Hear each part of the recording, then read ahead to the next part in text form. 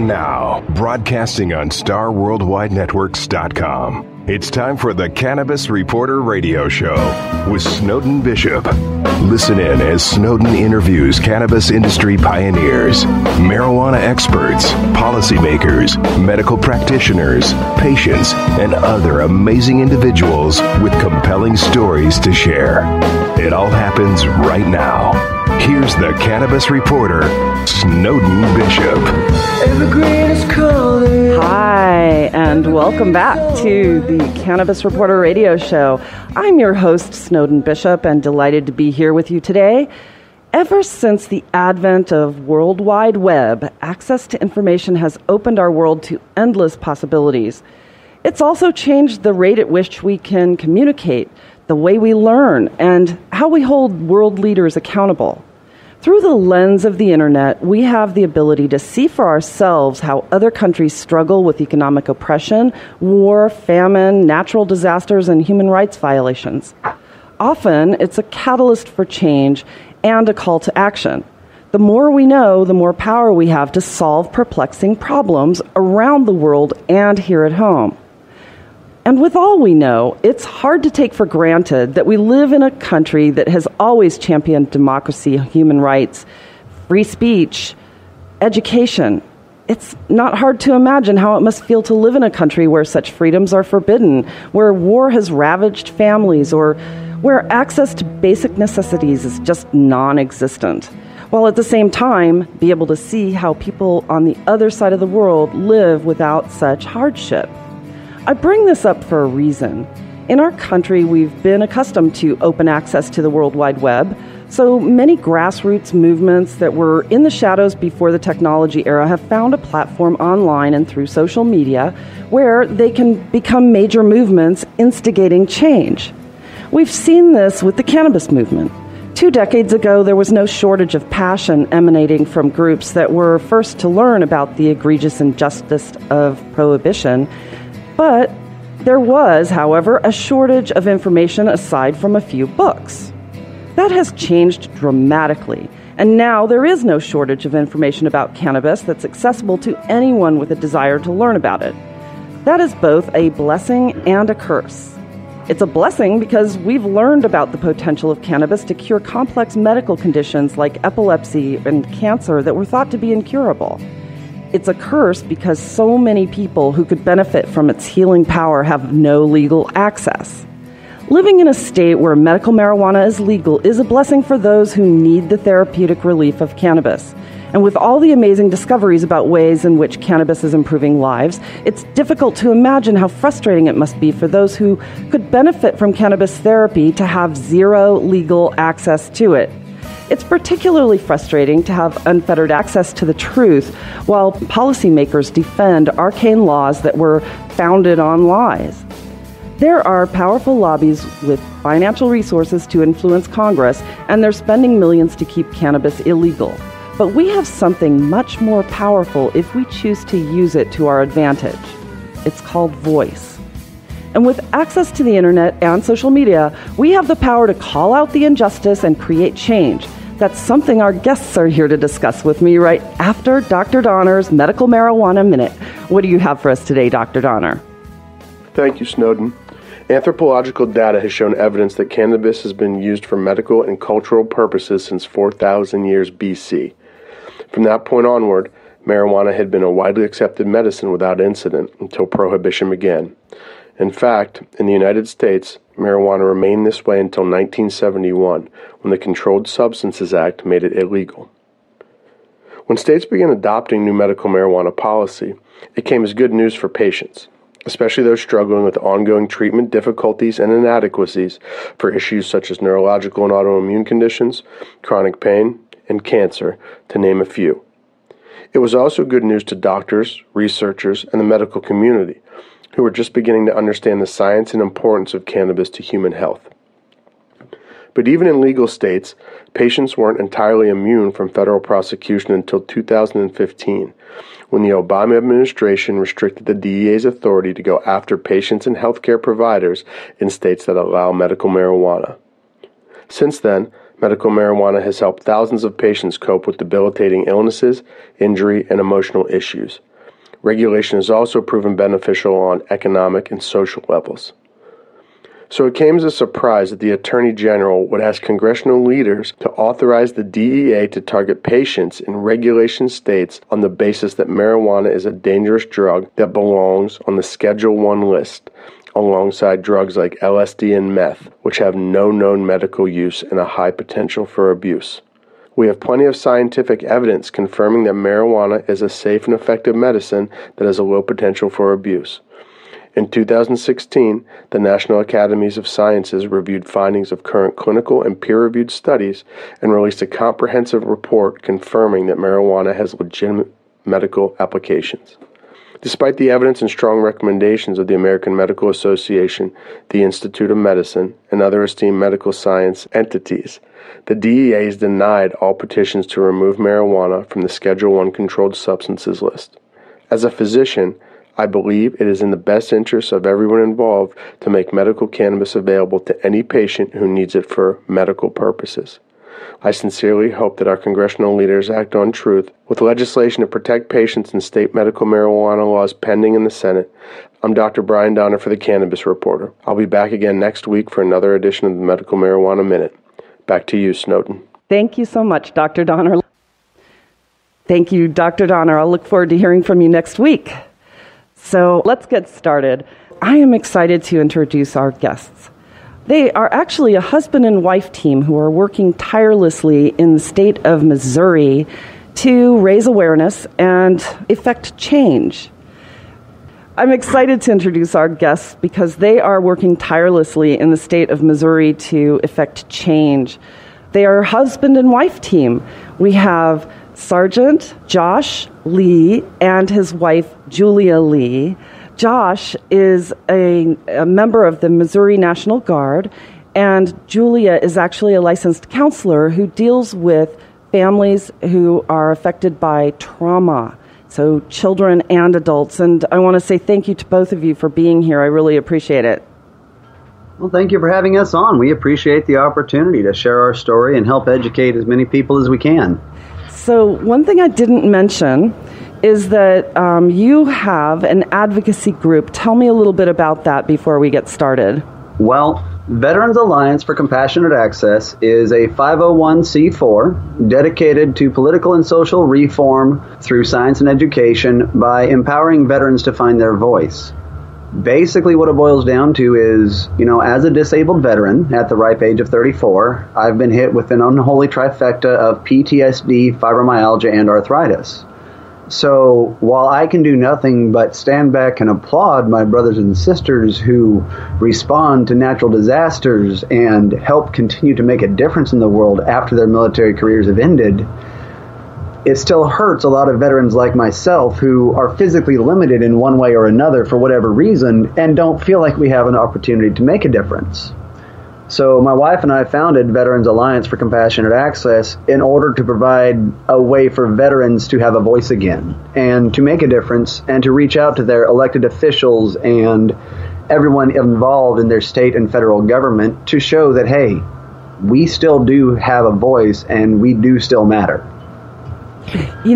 We've done a lot of investigating about some of the work that veterans are doing here and some of the sort of injustices that are happening with the Veterans Administration and in terms of blocking people from really having free access to cannabis in places where it's legal.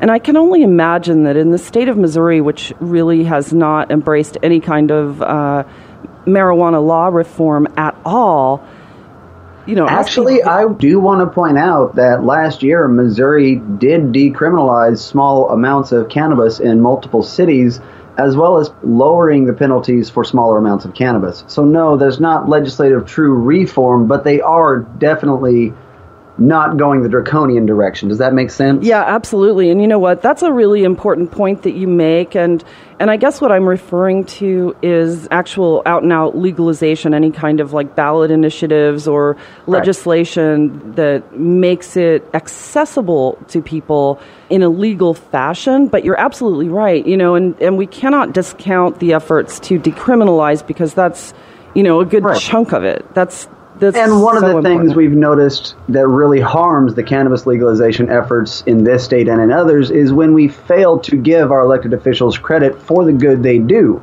Yeah. You know, making it so that it is a more minor offense to be caught with up to an ounce statewide.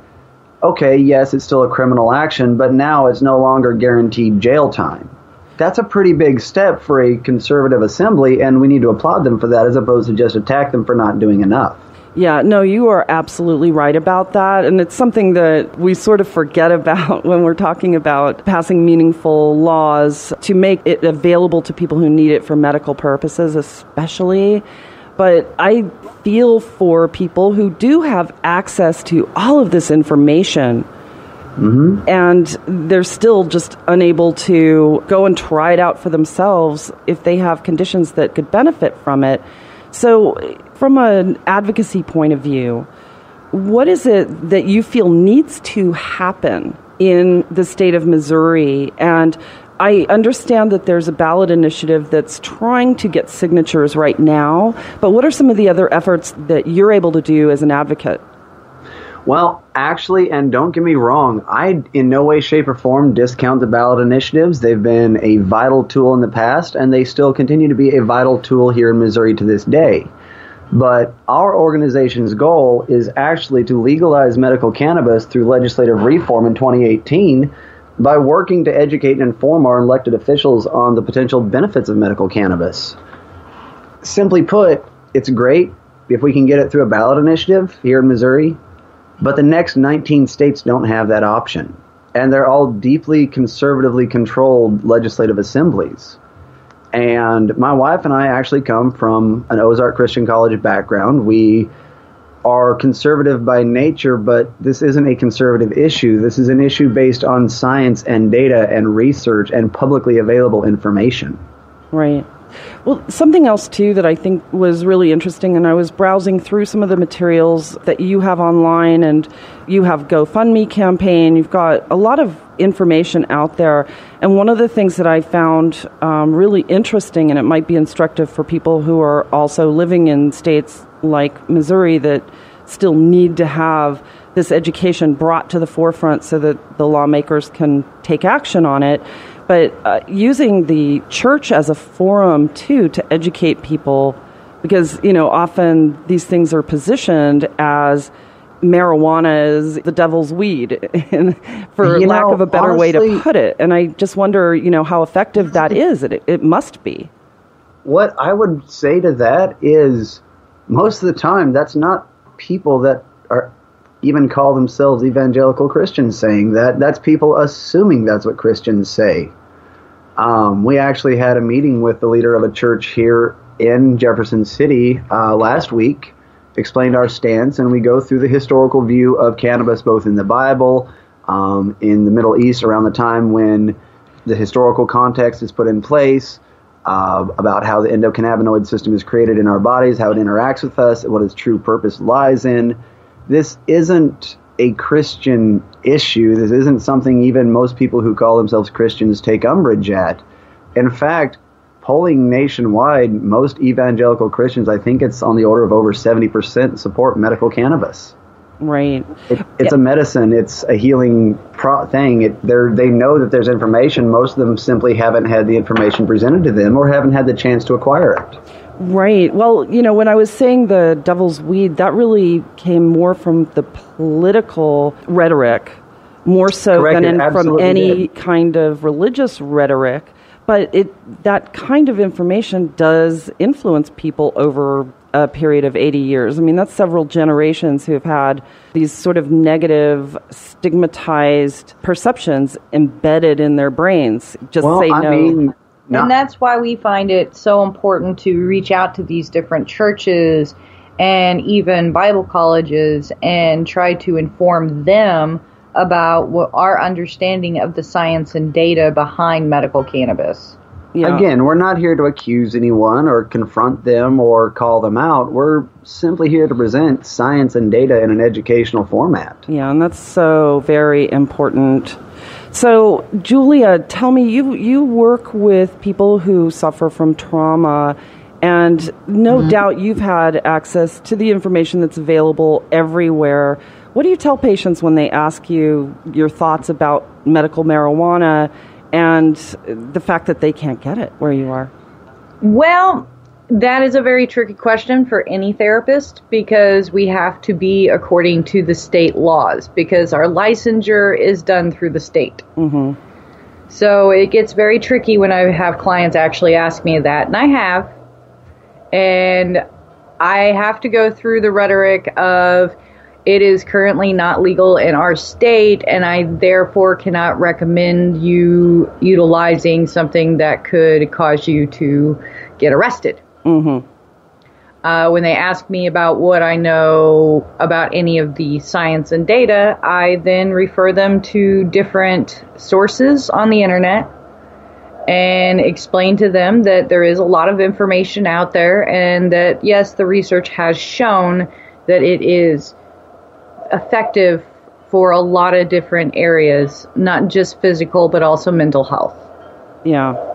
And it must be very frustrating for you as a professional practitioner to know and understand how valuable cannabis can be to helping people with post-traumatic stress and other traumatic brain injuries and depression and all of that. I mean, how do you deal with that just from a personal level?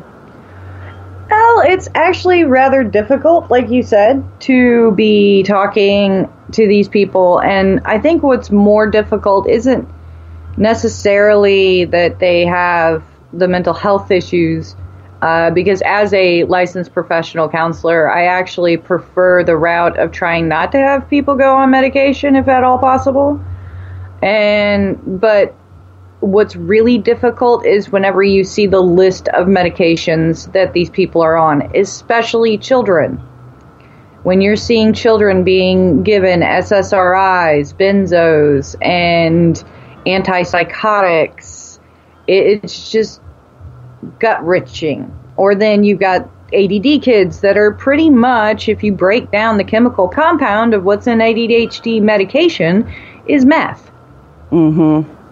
And here we're feeding children all these medications that are actually not even technically designed for children.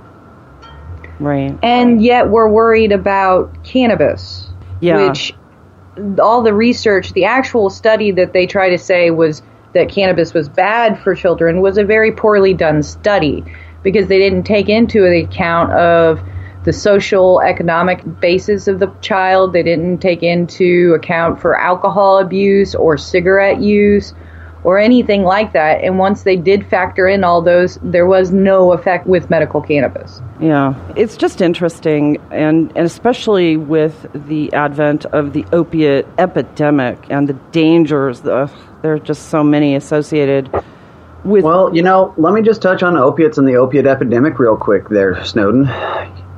As a veteran who was addicted to opiates, thanks to the pills the VA prescribed me, not that I'm blaming them, they're literally handing me the best medication legally available to them in this state. Right. But as someone who's hooked on opiates and who has gone through withdrawals as an adult for the first time in his life, you look at studies released by the NIH and CDC showing that in states with medicinal cannabis use, fatal opioid overdoses dropped 25% in the first 12 months. And by the time 6 years is rolled around, that number climbs as high as 34% reduction in opiate overdoses. Right. State of Missouri lost over almost 1,100 citizens to opiates in 2016, which means that's almost 200 lives we could save the first year this is in place. Right. And to put that in perspective, we've only sacrificed 98 of my brothers and sisters to the Iraq-Afghanistan war combined. Yeah. And someone was talking about the Vietnam War and how many people died throughout the entirety of that war, and we've lost, at least twice as many just to opiates in the last several years. Here's a really sad, scary number talking about losing people. We've lost 9,000 soldiers to the Iraq-Afghanistan war combined so far. And we lose 7,700 soldiers a year to suicide. It's tragic, isn't it? Well, speaking to the topic of suicide, in states where they've implemented medical cannabis programs, they've actually seen a reduction in veteran suicides up to 50%. And we've got a study from Canada on Canadian veterans, which, by the way, the Canadian government actually prescribes cannabis to their veterans 3 grams daily.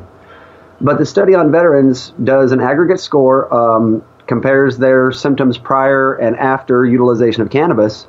The aggregate score reduction is a 59% reduction in overall PTSD symptoms with a 77% reduction in suicidal thoughts. So if we're so concerned about losing 7,700 veterans a year, 22 veterans a day, then implementing a medical cannabis program could potentially cut that number by half. That's an astonishing statistic. It is. It's a mind-numbing statistic, and it's one of the things that really rocks these legislators' world. And when you show up with a group of veterans presenting in a humble, non-confrontational manner, here's science, here's data, here's why veterans support this. Quite simply, veterans are tired of all the pills, and we're fighting for medical cannabis. Thank you for supporting veterans. Yeah. It makes it really hard to argue. It absolutely does. We actually held an event here, and we're going to do it again next year on Veterans Day, taking signs and raising our voices during a Veterans Day parade right in front of the VA building. Yes, I saw that on Facebook. I wish I could have been there this year, but unfortunately, we had too much other stuff going on in Missouri. We simply couldn't get away. Well, one of the things that was so incredibly powerful was to see the veterans who were marching in the parade come out of their formations to shake our hands and say thank you. It just drove home for us how important this is, especially for veterans and especially for people who do suffer with post-traumatic stress and trying to overcome all of these drugs that they're given to cope with their injuries, the pain that they feel, the depression that they feel, the suicidal tendencies that are sometimes exacerbated by some of these drugs. And what I'm hoping is that by next year we can have more of these rallies to promote veteran rights and access to cannabis in other cities besides just Phoenix. I just think it's such an important movement, and so much of the time veterans are denied just basic services, even though on a federal level the government said that if veterans live in a state where cannabis is legal, that they shouldn't lose their VA benefits by opting to take cannabis, but often they're finding that they are stigmatized by their files when they do have actually cannabis in their system. One of the biggest things I would say, it's not even necessarily the VA's stigma, because even in states where it's not legal, they still, I know it is a common fear among veterans, but the VA has flat out said they cannot file a police report, they cannot interfere with your benefits, et cetera, based on cannabis usage, even in states where it's not legal. Okay? They can mess with the prescriptions they hand you and say if you're going to take cannabis, you don't get opiates, but they can't take away your actual veteran benefits. But speaking of the stigma, honestly, really, truly, I really do believe that one of the biggest problems with cannabis usage in America is the stigma attached to it when speaking about veterans. We already have a host of mental health issues. We already suffer from paranoia and depression, anger, crippling feelings of loneliness and isolation. And the only thing that helps us, we're told, will make us eat it because we got the munchies. I mean, we can't even come out and talk to people about this without being called stoners and you're just doing it to get high. Yeah, and that's something that those of us living in states where it's legal, you know, it's hard to remember those days. When I first started writing about cannabis, it was 2010. And you think about it, it's not that long ago, 7 years ago. And I remember as I was writing the first articles for a national platform about hemp, the consternation that I got from peers and even family members who were like, you're nuts, you know, you're going to see the black SUVs pull up and somebody's going to arrest you for calling out all of the egregious mistruths that led to prohibition in the first place. And, And as you pointed out, the access to the free and open knowledge that is the internet has basically liberated our society from a lot of those shackles and stigma. Right. How I got my start was I took a picture at the urging of my wife of a 9.5-pound bag of Smarties representing one for every pill the VA feeds me a year. It went viral, and ultimately that's the reason why I got invited to your show today, is because of the internet. Yeah. Well, I mean, that's how we found you. So right. it is pretty amazing, and it's a beautiful thing that we all have access, but if you were ever a kid who was sick, looking at all your friends in a swimming pool and you wish that you could jump in too, that frustration is a very minor example of how one might feel looking through the lens of the internet. Looking through the lens of the internet at all this data, all this knowledge about why isn't it legal? And then compound that with, this year, my wife and I celebrated our 15-year anniversary by going on our first honeymoon to Colorado, where I got to try cannabis for the first time. Wow. I did it safely. I did it in concordance and speaking with my VA physicians about how to safely step down the medications. We never advocate cold turkey on nothing. But I went out there and I got a chance to try cannabis. For me, it was medical. And I got to experience the world again. I got to hold her hand in public and not worry about if I was a target. And I got to sit with my back to the door, which sounds like a minor thing, but it's really not. And then I had to come home. And I think that alone is probably far worse than just being able to look. It's being able to realize what a difference this could truly make in the lives of not only your family, but the family members of those you most care about and deployed with. And then realizing that it makes you a criminal in your state. Yeah. And you don't have a choice. And also, realizing that the reason that we have armed forces is to protect our freedoms. And it's criminal that when they come home, their freedoms are limited when it comes to getting well. We need to take a quick break. The Cannabis Reporter will be right back.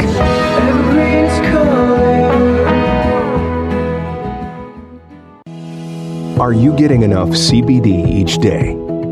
Hemp Meds carries the most trusted CBD oil brands like Real Scientific Hemp Oil and Dixie Botanicals to make it easy to add cannabinoids like CBD to your diet. We hold all our hemp oil products to our rigorous triple lab tested standard to ensure that you and your family receive only the highest quality and most reliable CBD products. Hemp Meds is your trusted source for CBD. Visit hempmeds.com to get our premium CBD oil today. Use discount code CBD20 to get 20% off your first order. You're busy, running around from work to kids to evening events. Healthcare shouldn't be adding to your daily running around. Simplify your healthcare with Healthterra. For only $15 per month per individual or $18 per month per family with up to 9 kids, by the way, you can eliminate doctor office visits with 24/7 access to doctors via phone, video, or the mobile app. Not only do you get prescriptions filled over the phone, but save up to 85% on those prescriptions. This is a supplemental plan and not insurance. Healthcare made easy. Healthterra.com. You're listening to the Cannabis Reporter Radio Show with Snowden Bishop. Welcome back. Okay, so we're here with Joshua and Julia Lee. Julia, I have a question for you. In your profession, when you talk to peers who are also in counseling and deal with people who suffer with post-traumatic stress, how often do you talk about the possibilities of cannabis? Quite often, actually.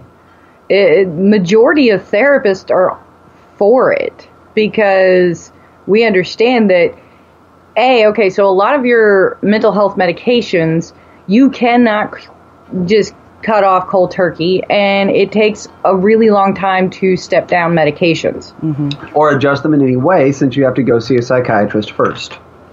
So, with medical cannabis, the idea of being able to do therapy with someone and they can step themselves back without having to go to a psychiatrist is just phenomenal. I mean, the whole purpose of doing mental health therapy is to try and help people get to the point where they don't have those symptoms anymore. Mm-hmm. And they don't need the medication anymore. But with regular medication, it's really hard to do that. As well, when you look at the effectiveness of what veterans and civilians alike are being prescribed versus the effectiveness of medical cannabis and the list of symptoms and side effects that go along with it, is it really any surprise that so many of her co-workers are chatting about medical cannabis and why it'd be a wonder drug compared to the crap their patients are already on? Yeah, I know. And the majority of therapists that have actually worked with veterans, I don't know about inside the VA system, but outside the VA system, they would love to just see medical cannabis actually get legalized because of how much they can see that it helps the veterans. Yeah. And that it does. I mean, we see it here a lot. And there's actually a study that is underway right now, which we talked about a few weeks ago with a couple of veterans that were on the show. And actually, I had interviewed the doctor who's in charge of that study last year. Dr. Sisley? Dr. Sisley. That's yeah, right. Actually, we had the privilege of picking her up from the airport when she came out here a few months ago. And we were there taking her into some of the senators and representatives' offices through the Capitol, and we were there through some of her presentations out here in Missouri. So we actually got to know Dr. Sisley quite well, and she is a fantastic supporter of veterans. You know, and it's an absolute shame that the federal government has put such onerous restrictions in the way of a medical cannabis trial, yet at the same time, and don't get me wrong, it's a great thing, but you look at the fact that in Boulder, Colorado, they just released the preliminary results of clinical trials for MDMA, and the FDA flat out called it groundbreaking, revolutionary, and fast-tracked it. Yeah.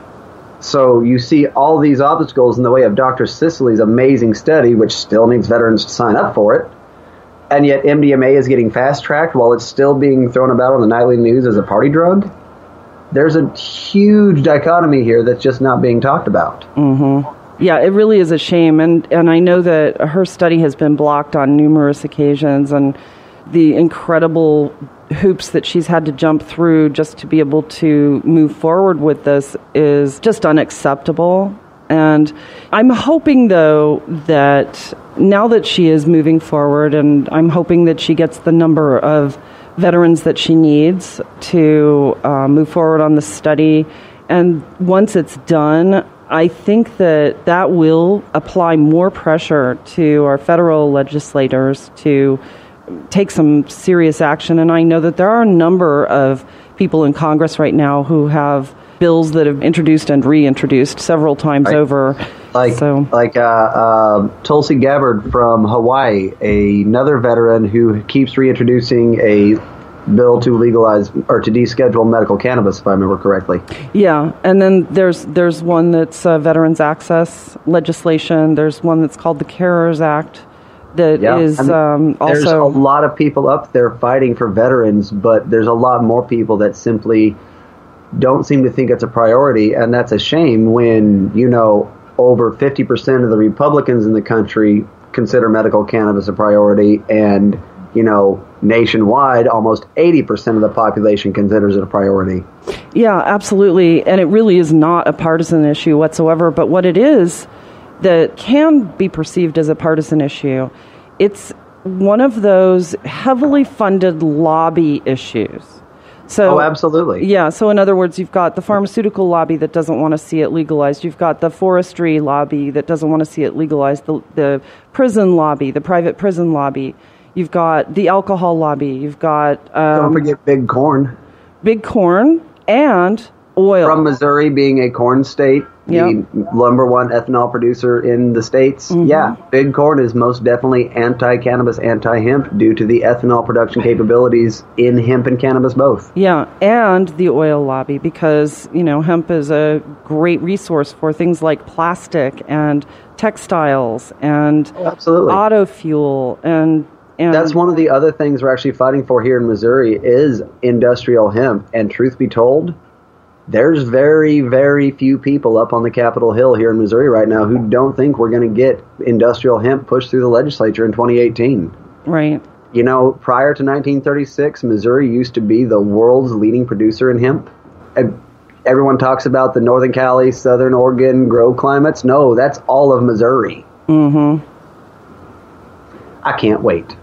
I think the possibilities for cannabis are huge in this country, and unfortunately, there are a lot of other countries out there that have really moved forward with the research and all of that, and they're much farther ahead than we are. But in states like Missouri, where family farms have been struggling for many years, hemp really could provide economic opportunity that is unlike anything that they've had happen in generations. 1932. Yeah, absolutely. Actually, let me tell you a prime example of that. I've got a veteran who lives just south of Jefferson City. Mm-hmm. He had a 15-acre farm. The farmhouse was up on a hill. The 15 acres was down below, and it flooded 2 to 3 times a year. So not really good for planting anything, but it was his land, and he enjoyed it. And long story short, due to financial circumstances, he wound up having to sell the farm because the house needed repairs and there's nothing he could grow on the land. Nobody would buy it because it floods out. But we've been sitting here talking for the last couple months about how if he could have planted industrial hemp, literally with the ability to harvest it 5 to 9 times a year here in Missouri, that alone would have made his land payments and then some. And it's such a deep-rooted system that even when it does flood, it wouldn't have washed away his topsoil. It requires no fertilizer. It actually renews the soil. And lo and behold, it's harvest time in 29 to 36 days. This is absolutely something that I've got veterans all over Missouri coming to me, begging me, saying, please help us get industrial hemp through. I've got 1 acre, 3 acres, 7.5 acres. I just want to grow a couple acres of industrial hemp. That's going to make my mortgage payments all year long. Oh, yeah. And it does grow in adverse conditions. That's the beauty of it, and it doesn't cost a lot because it doesn't require so many pesticides. And it grows with little water and in any soil, and it'll remediate for a reason. It grows like one. Yeah. Up in certain parts of Missouri, there's places where farmers have to walk down the ditches with flamethrowers and burn it out of their fields. Isn't that a shame? I'm not joking. We've got the Katy Trail is a pretty famous walking trail here in mid-Missouri, and it's built on an old railroad line. Well, you talk to the guys that were being taken on field trips on it from Jefferson City, a couple decades ago, and they're like, yeah, the teachers were pointing out the hemp plants that were growing from the seeds dropped by the hemp bales that were running down the Katy Trail. Mm-hmm. So, this is history, this is science, this is data, this is a booming, burgeoning industry, and honestly, it's going to save so many lives. Yeah. Well, save their health, save their level of prosperity. It provides a medical all right, so real quick, Veterans Alliance for Compassionate Access, we're actually fighting for 3 things: physical health for veterans, mental health, and economic opportunity. And right now, in the state of Missouri, medical cannabis dovetails into all 3 of those quite neatly. It helps us get off all these pills and provide a boost to our physical health. Mm-hmm. It helps reduce the mental health symptoms, and it can provide an economic opportunity for all these small farmers and local businesses that would have to be involved. Yeah, and we've seen that in states like Colorado and Washington and Alaska and, anywhere where it's legalized. Hemp is an amazing substance, but, cannabis in general is, I like to think of it as, God's gift to humankind in a way. And well, if you want to look at the actual science and data behind it, if we're talking about cannabinoids and terpenes, those are present in just about every other plant on the face of the earth, yes, but it's only in cannabis and hemp that you find them concentrated in such high clusters. And keep in mind, we've got archaeological records showing that this was being cultivated before wheat. Oh, yeah. So this was that important a product. It could heal the body, soothe the soul, create pants. Mm-hmm. I mean, what can't it be used for? It's an amazing opportunity. And real quick, I did want to touch on how we're talking about working it here in Missouri. One thing we noticed is that a lot of other states, people get up to talk to their representatives and senators and argue about how cannabis should be legal when realistically, that's not typically their job. I'm no legal expert and I don't live in other states, but here in Missouri, Missouri Revised Statute 195.015 says it's the Department of Health and Senior Services' job to make laws regarding drugs and drug policies based on the most up-to-date science and medical data and published articles available. That means it's not actually these deeply worried legislators' job to argue how it should be legal. It's only their job to argue whether or not it should be legal. And it's up to the government departments, whose job it is to make these determinations, to decide what the best practice for their state is. Right. And we've been going around talking to people on both sides of the aisle, and even the ones who are anti-cannabis, when we present them with this science and this data, and we go, look, you know you can't stop this. You can't stand in the way, but you can manage it. And you can provide the best opportunity for your citizens. And we're getting a lot of positive feedback up on the Capitol Hill. That's good news. We're working. If you go to our website, you'll see pictures of us with the governor of Missouri, who is a combat veteran. You'll see a picture of the lieutenant governor of Missouri, who's also a combat veteran, presenting a challenge coin, which is a token of commemoration or honor to our director of operations, Elizabeth Roberts, at the Lieutenant Governor's Veterans Day kickoff rally at the Capitol, where we were demonstrating some of our materials about why veterans are fighting for medical cannabis. I mean, this is the Lieutenant Governor's event, and he's there presenting a coin in honor of our Director of Operations efforts on behalf of veterans in front of our table about medical cannabis. We've got the highest percentage of elected officials that are combat veterans out of any state. I mean, we've got a lot of support going on in the Capitol. Whether or not people realize it outside this state, that's not my problem. Right. Well, I think that it's everyone's responsibility to talk about what they know, make sure that if someone is spreading false information about cannabis that is contributing to the negative stigma, speak up. Mm-hmm. It's really important these days, and share online with networks, because every person that learns about this is going to affect change if they talk about it. If they talk about what they learn, they know the truth. Once you know the truth, you can't put it back in the shadows. Exactly. And one thing I would say, a tool for that, for anybody that would be interested who happens to be listening, if you visit our Facebook page, facebook.com/veteransforaccess, pinned to the top of our Facebook page is a link to our Google Drive.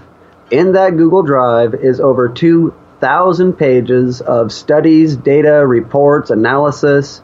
They're separated into folders. So one is the complex, dense data and studies that is full of numbers, and it's takes a while to slog through. Right. The other one is the studies and reports, and a lot of them are from the federal government on the efficacy of medical cannabis as a medicine. Mm-hmm. And we have a third folder called VACA Handouts, which is a lot of the easy to digest numbers and handouts, and here's the charts and graphics about the opiates overdoses and the PTSD relief symptoms and cannabis in history and things like that. Those are all on there. So if they visit facebook.com/veteransforaccess or veteransforaccess.org, they can actually access that Google Drive folder and download or print them off anytime they want. Yeah, you know what? I will post that online on this episode so that people can actually go and take a look at it. I'll post the Facebook page, and thank you. I appreciate then they can find it. If you were going to post any one thing, I'd say probably the VACA handout folder, because that's the one that's only got half a dozen articles in there that are the simple, easy to digest stuff, and the other stuff they can find in the other folders. Yeah. Okay. Well, I'm getting a visual signal here that it is time for us to start to wrap it up. Do you have any quick last thoughts, Julia? Well, basically, what I say is I always want to emphasize that what we're fighting for first is medical cannabis, because we think that is the most effective way to get the best help for our veterans right now. And that when this does become legal, that doesn't mean we go away. we are going to continue to fight for veterans' rights in all the issues that we can and do what we can to help veterans. What it boils down to is when we set out to start this foundation, we started looking at other veterans organizations in other states and how they'd accomplish their goals. And we noticed this really disturbing trend where veterans got together and literally changed history and then disappeared because that was the only thing they were focused on. So that's why Veterans Alliance for Compassionate Access is focused on being a voice for veterans. Yes, we are getting medical cannabis legal in Missouri first because that's what our veterans want first. We're then going to be fighting to get it legal in the other states because that's what veterans in those states want. Right. But at the same time, that's when we're going to be working on other issues that are so vitally important to veterans here in Missouri. Mental health access, improved physical care, all these things that maybe people don't know about or maybe veterans don't have the chance to talk about. Mm-hmm. Yeah. Too often we are trotted out as nothing more than political shills to gather a vote or a signature and then told to sit down and shut up. And as veterans, we're simply tired of that. It's time for us to stand up and take a voice. And you deserve better than that. And I have to say thank you for your service. Thank you for helping those who deserve our thanks for their service. And we'll do everything in our power to help to instigate change so that they can get the help that they deserve and need and earned. So, well, thank you. We appreciate that. Any of your listeners that feel that they'd like to support us as well, feel free to visit GoFundMe.com/Veterans4Access, FOR, not the number 4. And honestly, right now, we've come this far on public platforms and internet and what little we can scrape out of a disabled veteran's spare salary. Yeah. We need help, we need support, and we're so grateful for everyone that has already supported us so far. Yeah, well, and we live in a free society where we have access to amazing amounts of information, and we need to use it. Otherwise, it's wasted. So thank you again. One quick takeaway thought, speaking of vast amounts of information. My wife and I have 2 sons, age 13 and 10. They are the first generation of children growing up with the access to the sum total of all human knowledge in the palm of their hands 24/7. It's a beautiful thing, isn't it? It's an amazing future we've got waiting for us. Well, that brings it full circle. So thank you both. I really appreciate it. Thank you, Snowden. I really appreciate it. Sorry for the dog-inspired interruption. No worries, no worries. So no doubt we'll be hearing from you again. So, once again, it is time to bring another show to a close. Also, I wanted to just mention, if you or someone you know happens to be a veteran in crisis or having suicidal thoughts, we urge you to contact the Veterans Crisis Line at 800-273-8255. Again, that number is 800-273-8255. This line is available 24 hours a day, 7 days a week. And we also encourage you to reach out and talk to someone, and just keep the courage to fight for this issue with cannabis, because it is coming. We have some change in our future. I'd personally like to thank my guests, Joshua and Julia Lee, for sharing their insights and knowledge with us today. If you'd like to learn more about the work they're doing in Missouri, please visit us online at thecannabisreporter.com and click podcast to find today's episode. I will post their bios along with information about the Google Drive folder with all of the information, links to their websites, a link to the Facebook page where you can find all of that information, and also a link to their GoFundMe page. We have a lot of other people to thank. First, I would like to express our gratitude for our radio sponsors, Hemp Meds, compassionate certification centers, and HealthTerra. We couldn't be doing this without you. I'd also like to thank Dr. Brian Donner for our Medical Marijuana Minute Update. He'll be back again next week with another edition. And of course, it goes without saying how much we appreciate our producer, Ed, and engineer Craig, who's on our board today. Thank you for making us shine here at Star Worldwide Networks. Many thanks to Joseph at Society Bites Radio and to our program director, Steve at XRQK Radio Network, for sharing our show and making this accessible to everyone around the nation. And last but not least, thank you to all of you for listening.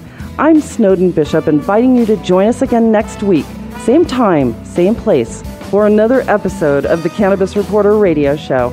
Until we meet again, be safe, stay informed, share what you've learned, and make it a great day.